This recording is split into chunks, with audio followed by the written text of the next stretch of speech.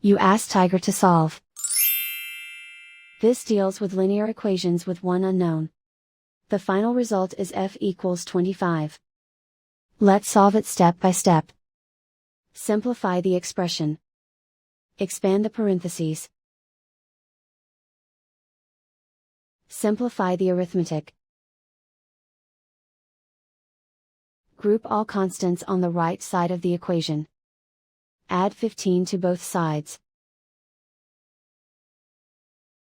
Simplify the arithmetic.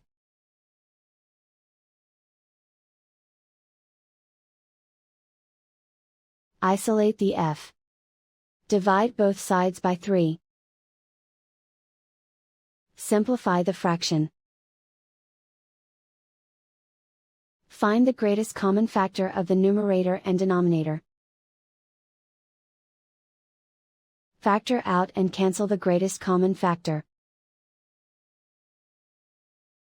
And so the final result is f equals 25.